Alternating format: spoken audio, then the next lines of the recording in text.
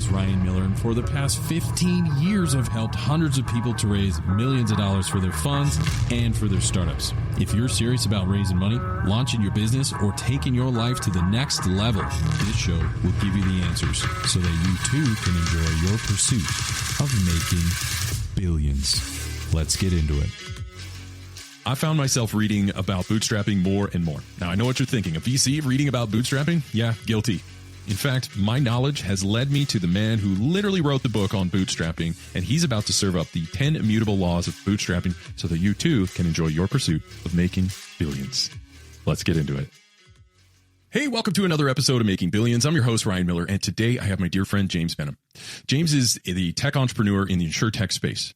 As the co-founder and CEO of JB Knowledge, he has built an impressive tech company that supports a massive need for carriers today. Not only that, but he has written the manual on bootstrapping your business called Be Your Own VC, 10 Bootstrapping Principles to Generate Cash and Keep Control. So what this means is James understands how to build a company from the ground up and is about to teach you and I the key principles on how to do the same. So James, welcome to the show, man. Thanks, Ryan. Glad to be here. Love the show. It sounds like you've built a really great community here and enjoy listening to it and glad to be on.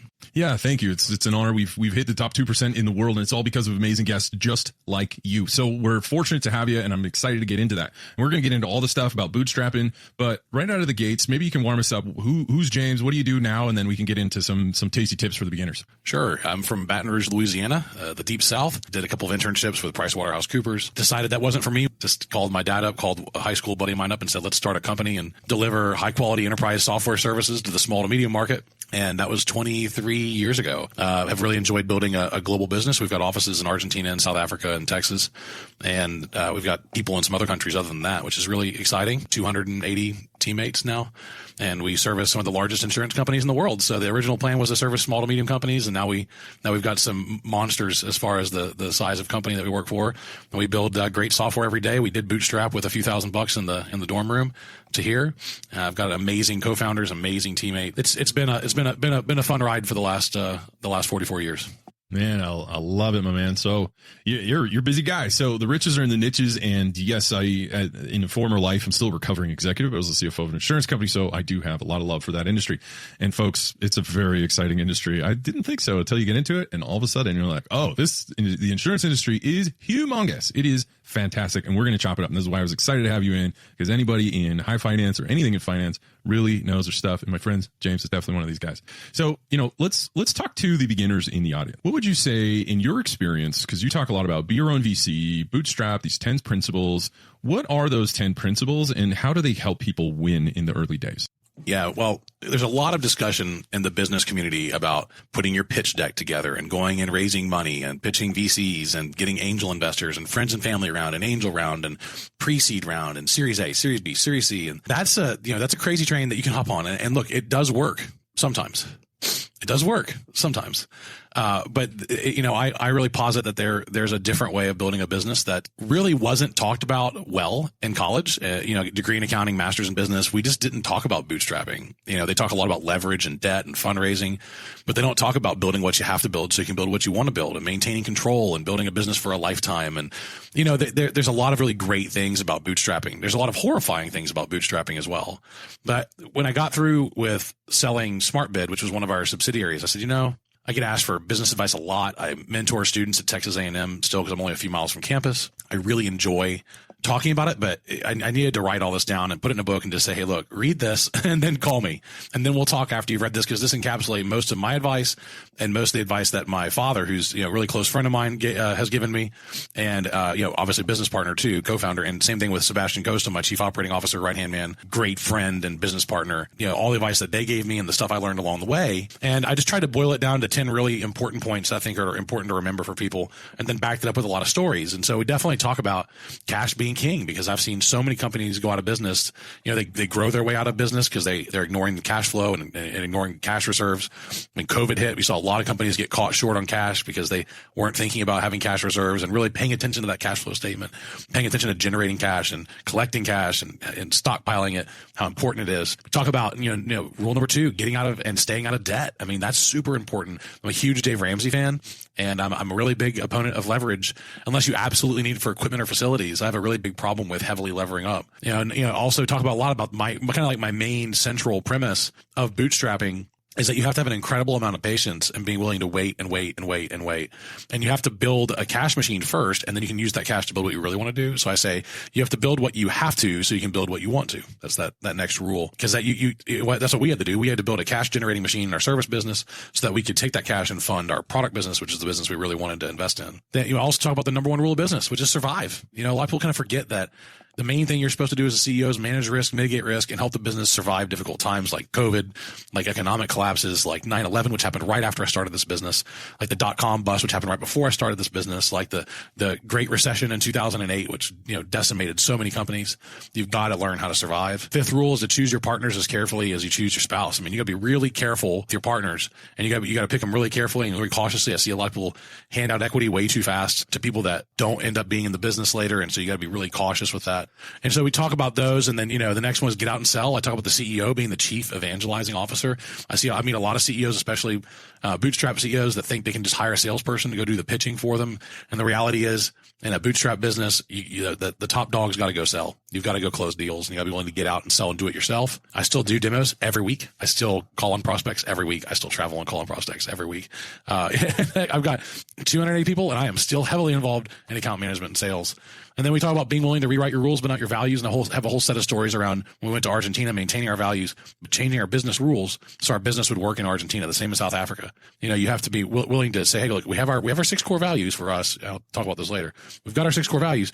We're not going to compromise our core values, but we are going to modify some of our rules so we can work better in certain markets. The last 3, my 10 on this book were to make innovation a habit and a process, that you actually have to really put money and resources and people into innovation. It just doesn't happen in the spare time. Rule number 9 is that you always get paid last. As a founder, co-founder, an executive, whether you're the CEO, CFO, COO, you got to recognize that the staff's needs have to come first and that your needs come last. And then lastly, just that we have this thing that really came out of flying and piloting for so many years, that you have to establish and communicate your personal minimums, which is something we do in flying. We set personal minimums for what we will and won't do and what we will and won't fly in. And you have to really do that in business too. You've got to establish these core set of personal minimums so that you've got your values, you've got your ideas of what you will and won't do. And especially when it comes to selling a business, you've got to have these really clear before you step into the sales process. And so anyway, that's what the in a nutshell, the 10 big rules are for me on being your own VC and bootstrapping a business. Man, that's brilliant. So those 10 rules on bootstrapping your business, those are 10 different ways. You think about that. I asked him for one. He gives us 10. He's a good guy. I appreciate that generosity. So there's 10 ways in the early days, folks, that you can win according to the Gospel of James. So how do you not lose? Because it's not right. You can get points on the board. Sure. That's great. We need to do that. However, sometimes you can get spanked a little bit, and sometimes bad, and it can tank you. What is some advice you can give to beginners on how not to lose in the early days? Well, the big thing on not losing is to make your mistakes small. When in any business, and this applies to a VC funded business, a friends and family funded business, an angel funded business, or a self funded bootstrap business, you've got to make mistakes small. And where you really see businesses tend to have to shut down after a few years is they proceed with this core premise. They come to this inevitable intersection where they realize that many of their core assumptions they began the business with were not correct, and they have to pivot the product because they're seeking the most important thing, and that's product market fit, right? They're seeking that fit between the product and the market so that people see your stuff and they say the most important things. I have to have that, right? Mm-hmm. So that's the challenge, is they're seeking product market fit, and they get to that pivot point and they burn so much capital that they can't afford to pivot and they go out of business, which happens all the time. That reality brings me back to that main advice is just make mistakes small. Experiment, but don't blow all of your cash.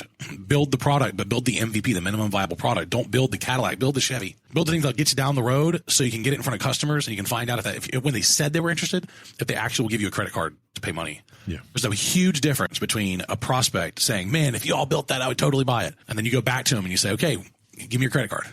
That's when the rubber hits the road, because a lot of them back out at that point in time because everybody will tell you what they think you want to hear. And so it all comes back to making your mistakes small. You focus on the MVP and then you experiment, see if there's a market for it, and you move on, modify that until you get the first few customers. Then you obsess over your first few customers and make sure they're super happy. So they'll be a reference client for you. And then you work on making the system work really well for them. You respond very quickly. And then as soon as you get them calmed down and settled in regular operations, then you can really start going after the market with things that you've decided to do in a product. really tough. But if you make those mistakes real big in the early days, you won't survive the pivot. Stay with us. We'll be right back. AI is changing the game of business. Will you be on the winning team? I'm Jordan Wilson, the host of the Everyday AI podcast and your coach to help you learn the X's and O's of AI. Artificial intelligence isn't just a new player in the game, it's a new sport altogether. So if you don't quickly put AI into play, your competitors will run up the score. I've spent my whole life building winning teams, from coaching basketball to working with big players like Nike and Jordan Brand. My next move?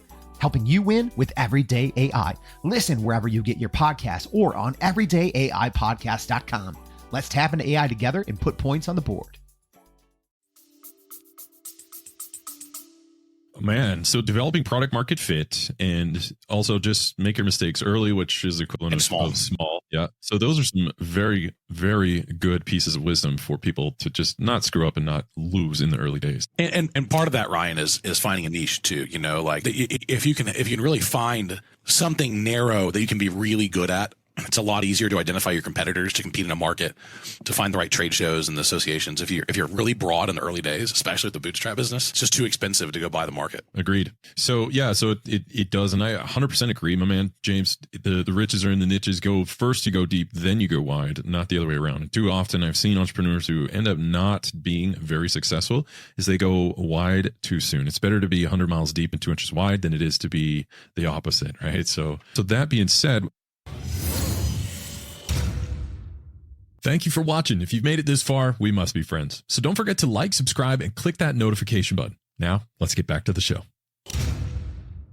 I'm just curious about the market. Now, I know you service a lot of the insurance market, but this is reflective of different startups. So I'd love to just go, speaking about going deep, let's go deep on your product and see what lessons we can pull out of that. But where do you see, as far as the insurance market or any other market you want to talk about, where is it at? And then we can talk about where you think it's going. Yeah, I mean, insurance and insurtech. So, and you have to define what the heck insurtech is. Please. Because, there have been software companies in insurance for decades now.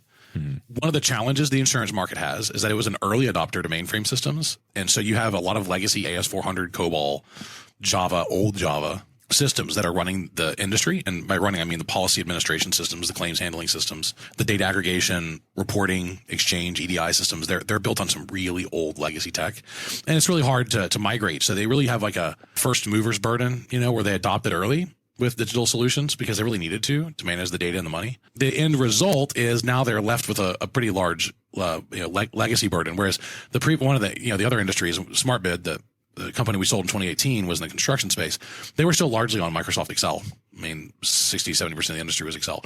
So that was a little bit of an easier migration. Whereas insurance, you have to deal with these really big old tech legacy systems and what to do with them and how to get the data out. And the data is super messy. And so that's really a huge challenge. It's a very automated industry. I mean, it really is very automated in some regards and very not automated in others. And there's still a lot of Excel spreadsheets that drive really mission critical tasks in insurance. I mean, there's a lot of Excel. In fact, you can underwrite and issue and renew policies on Excel and Word all day long without even using a core system.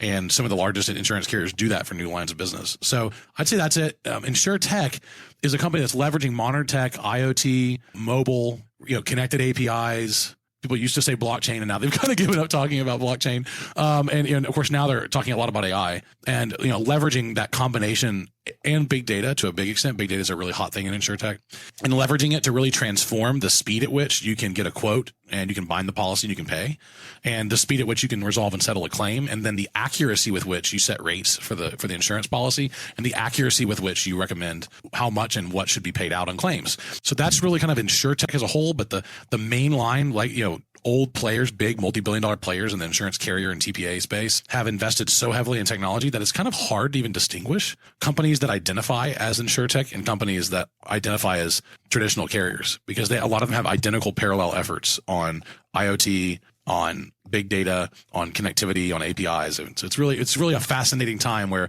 the rubber's starting to hit the road, and it's reflected by the biggest trade show in InsurTech. It's called InsurTech Connect in Vegas. And there's tens of thousands of people there. It's a huge, massive show, and you see the shakeout, of of the exciting tech that didn't deliver a lot of value to the main players. And there was also a pretty big push among the insurtech community several years ago to raise a lot of money and then disintermediate brokers, cut them out of the middle, and sell direct to the consumer or direct to the business.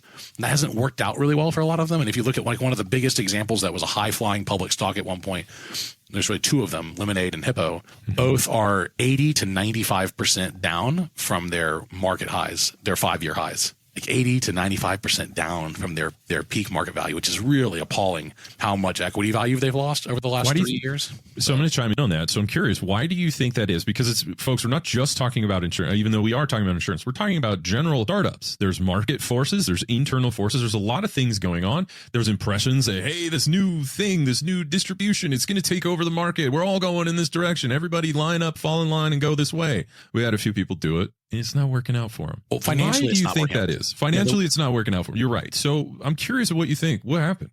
Yeah, well, we have this thing called a loss ratio in insurance. That's the basic loss ratio is like the amount of premium you collect versus the amount of claims you pay out. And then the difference there is what you have to run the company out of and then hopefully have a profit left.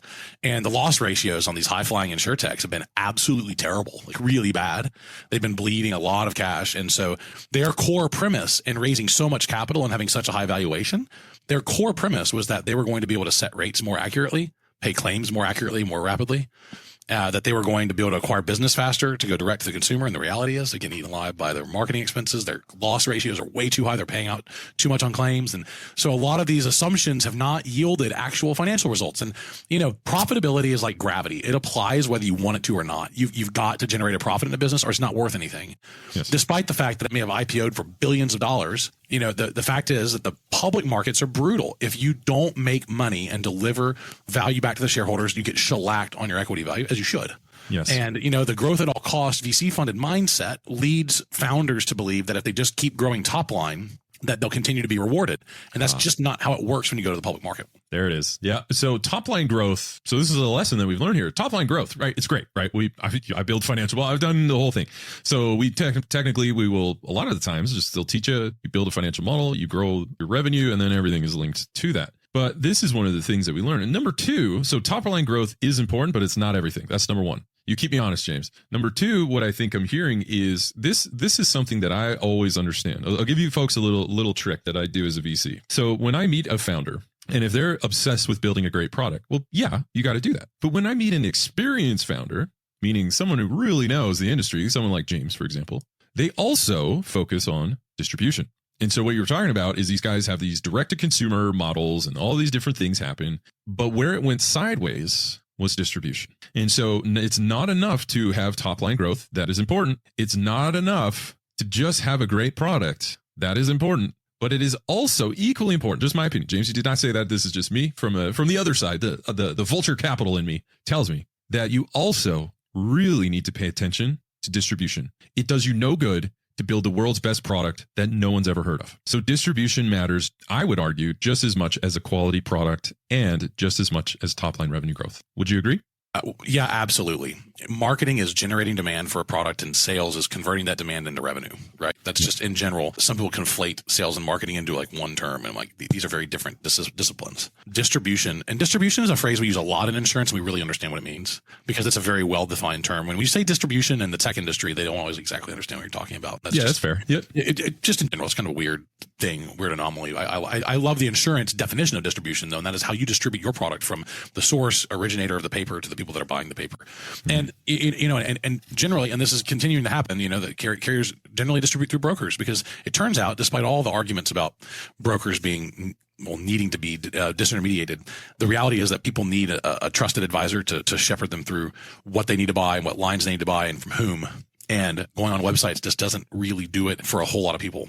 And so distribution is crazy important, but distribution is important in every industry, not just insurance, super important in technology. Like we've got to figure out how do we get this product to market? Are we going to have resellers? Are we going to have value added resellers? Are we going to go out and have a referral program? Are we going to go direct and we're going to just build a large sales force and sell direct? What are we going to do here to get our product in people's hands, and how much is it going to cost? Now, my general experience has been that you take whatever you spent building the product and you double it, and that's what you'll spend distributing it, right? Like that's what you'll spend total. So whatever you spend developing will be about what you spend on selling it. And people really underestimate how much it costs to buy the ads, to hire salespeople, and to hire marketing people, and then craft the language, and then seek all the different channels. If you're in a tech company, there might be, your omni-channel marketing strategy, maybe 10 channels, like organic search, organic social, paid social, recommendation websites that you pay per lead for. And then you get into, traditional trade shows, cold calling, email, text message campaign, traditional print ads, online ads, display ads, video network ads. You just keep going, right? There's a lot of different ways to try and reach people. Now, the really screwed up part right now, Ryan, and it really got hosed by COVID, in my opinion, it has been distribution right now. Because back in the day, which was a Wednesday, you could get on the phone and call people and they would answer the phone. They don't do that anymore. During COVID, we couldn't see people in person. And so everyone went hard on investing in digital distribution for their products, right? They went hard on Google ads. They went hard on email marketing. They went hard on text message marketing. They went hard on cold calling because they couldn't attend a trade show or meet people in person. So it just filled all of those channels up. And now people get bombarded. I counted before this show because I knew this question was going to come up. I counted 11 spam calls I got today. So I just ignore calls now that I don't recognize the number for because I don't have time to deal with it because it's never a client or a prospect. And I probably get 200 spam emails a day and probably 15 spam texts in a given day. And so I, like so many other people, just ignore it now. And because whenever I answer or look at it, it's never a client or a prospect. I always recognize those numbers. And so that's been a problem with distribution, is that distribution also shifts and changes and ebbs and flows, and depending on what's working and what's not working. And so, right now, we're going kind of old school again. I'm hitting the road. I'm doing trade shows. I'm pressing the flesh, working on referral strategies. So it's a bit of a different distribution model right now for me. I'm still buying Google ads on some products, but not others now. And that was never the case in the past. Man, I love it. So focus on distribution. That's important. Product quality, top line revenue growth. Hard to pick a most important one, but we'll call those the holy trinity of bootstrapping. I don't know. I just made that up. That could be total crap, but we'll see. But sounds good. Yeah, sure. And so as we round third base, you have a breadth of knowledge, my man. I'm wondering if you have maybe, like, you've already given 10 in the beginning, but I'm wondering if we can get maybe 2 or 3 more things from you. Just speak to the entrepreneurs that are out there. And folks, if you're launching a fund, that's an entrepreneur. If you're launching a business, software, just if you are literally building something and you hope that the market and will back you up and give you that top line growth, this is for you. So what are 2 or 3 things that you could speak to someone in that position and just give them that knowledge who are really looking to just maybe be like you one day? Sure. I'd say, other than the 10 rules that I laid out that really sum up so much in this, number one, and I'm a limited partner at a few VC funds. So I should full disclose that while I strongly encourage people to bootstrap their business, it is definitely not the only path, or even it's not always the best path. Sometimes you have something that's so time sensitive, you need to go raise money. So one thing that we talk about a lot, I think it's chapter 8 in the book, we talk about having a bootstrapping mindset and applying bootstrapping principles to innovation departments at large companies, as well as bootstrapping principles being applied to even VC funded businesses. And you've seen it in the last year and a half, a huge recalibration, because, we've had a lot of flat to mark down valuation territory for a lot of VC funds lately. And you've seen a lot of people not being able to raise their B rounds or C rounds. And so there's been a very renewed focus on at least reaching cash neutral. And so even in a VC funded business, you have to understand that bootstrapping is a mindset. It's a mindset that can bring fiscal discipline and sustainability, financial sustainability. We're not talking about trees, right? We're talking about money, the other green, the green that drives the business. And so financial sustainability is critical, and cash flow is critical, and reaching neutral to positive cash flow is critical in all kinds of business. And of course, it can make your runway infinity runway in a VC funded business. So I'd say the first one is that bootstrapping is a mindset, and it forces founders to focus on the absolute most important things at all times, and it makes you super resourceful. So I've encouraged all of my general partners, all the GPs at the VC funds, to really focus on bootstrapping principles to force fiscal discipline, make people resourceful, to do a lot with a little, and to really focus on prioritization rather than trying to tackle 10 things, do one really well. The second thing I would say that's a really, really important takeaway is that there's no individual piece of technology that is a sustainable competitive advantage, because eventually other people will require it too. What is truly sustainable in a business is a culture of innovation and the process you use to manifest that culture. Because look, when I started this thing in 2001, we built with ASP and SQL 97. Then we moved to ASP and SQL 2000, if I remember correctly. I may be misquoting some numbers. Then .NET 1.0 came out. And so we continually had technology that became obsolete. Then we picked Silverlight, and then Microsoft shuttered Silverlight a year and a half later. We had to rewrite all the Silverlight that we had built. There's no individual piece of technology that makes you sustainably competitive. What does make you sustainably competitive is like that process of innovating and prioritizing and creating things, a culture of engineering, culture of innovation, and listening to customers, but not becoming just a custom dev shop for those customers that are product customers, like actually saying your opinion as well. So there's so much to remember that, but you just got to acknowledge and recognize that a thing that you might have started the business for that was a great innovation in 2004 is no longer the thing. You got to find a new thing. And that process of finding that new thing that's the core secret sauce of your business. I love that. And on that second point that you said, it just reminded me of a very time-honored CEO, controversial guy, but effective nonetheless. Peter Drucker once said that culture eats strategy for breakfast, right? So that's number one. Back in my product dev days, very often we would have to consult the executives who said, I want it and I want it now, right? If maybe some of you are dealing with that right now in your careers who are listening, where you got this executive and you're managing up, and we would have to tell them to say, technology is not a strategy and it is not a solution. It's not meant to that. It is just a tool. And if you implement that tool into the wrong strategy or a horrible process, that will magnify your losses. And so what James is talking about is absolutely vital. It is important to understand that no tech is a sustainable competitive advantage for long, but your culture and your processes definitely can be. Would you say that's a fair summary on that? Absolutely. 100%. Yes. What about, say, do you have a third one that you'd like to share that would just really help to light up these entrepreneurs? Well, I'd say if there's another takeaway from this that you walk away from, is that you've got, and this is our sixth core value at JB Knowledge. We have six core values. Do the right thing even when no one's looking. Be self-motivated and resourceful.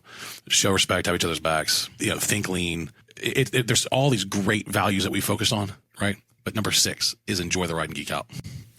and enjoy the ride and geek out is really about having something that you're super passionate about in addition to work. Like, you should be really excited to go into the office. And if you're not, you got to find it fast. Like, you got to find that motivation. But you also should have something outside of work that you're motivated about, whether it's your kids or your hobbies. And I have 2 kids. I'm super passionate about them and trying to help them and trying to launch them. They're both teenagers now. And, it's exciting, but I also have a lot of passions of my own. I still play piano and guitar, and I sing, and I have a dance group, and, I like to fly whenever I can. And I think it's really important to have passions and to enjoy the ride and geek out. We talk about that a lot in our company. I ask people like, hey, what are you passionate about? What are you geeking out on right now? And, for a lot of them, some people to be barbecuing. I have one really key leader in my company that's into making chocolate. Like, she does it every weekend, man. She's a chocolatier. So cool. So I think it's just really important to you've got to work to live, not live the work. If you want to do this for a long time. Now, if you want to be, 5 years and exit and then go to the beach for 2 years and then recycle, and that's the cycle you want to be in. Okay, I guess. But if you're interested in some longevity and really riding a train for a long time, you've got to come to some kind of balance point where you can really enjoy your life. And you can enjoy work too, and you can be motivated to go to the office every day. So I think that's a really important one. Yeah, and I love it. So as we wrap things up, James, is there anything else that you would like our fans to know? Any ways to reach out to you? Anything at all? Yeah, absolutely. First off, I recorded an audiobook along with the book. So I've been a podcaster for a very long time, 8 years now, I think. And the original podcast I had, I handed over to my co-host. The one I run right now for the last 3.5 years is called the InsurTech Geek Podcast. You can find out more about that in the book Be Your Own VC, which I recorded my own audiobook for as well on Audible. So that's on Amazon, on Audible. You can also just go to my personal website, jamesbenham.com, and it has links to my newsletter. You can sign up for my newsletter. You can sign up for the podcast and subscribe to it. And you can also get a copy of the book or get a copy of the audiobook. All of that is there. My company is JB Knowledge. And that's our service business. And we've got 2 great products called Smart Compliance and Terra, one of which is a certificate tracking platform. The other one is a policy and claim software core system that's work comp first. So we built something that's really good for comp as well as some other lines. And so that's really what you can do to find out more information. But jamesbenham.com has links to just about everything. And you can go check that out and subscribe to my podcast and check the book out and get the audiobook and get on the newsletter and all that stuff. I love it. So just to summarize everything, folks, bootstrapping, it's a mindset. So make sure it focuses you on what's important. Number 2, the second thing that James told us was no tech is a sustainable competitive advantage. Just remember, culture eats strategy for breakfast. So get your culture right, get your processes right, and you just might be able to develop a strategic advantage to ward off a lot of competition. And number 3, it's important to enjoy the ride and geek out. You do these things and you too will be well on your way in your pursuit of making billions.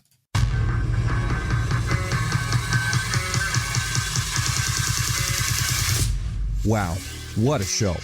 I hope you enjoyed this episode as much as I did. Now, if you haven't done so already, be sure to leave a comment and review on new ideas and guests you want me to bring on for future episodes. Plus, why don't you head over to YouTube and see extra takes while you get to know our guests even better. And make sure to come back for our next episode where we dive even deeper into the people, the process, and the perspectives of both investors and founders. Until then, my friends, stay hungry, focus on your goals, and keep grinding towards your dream of making billions.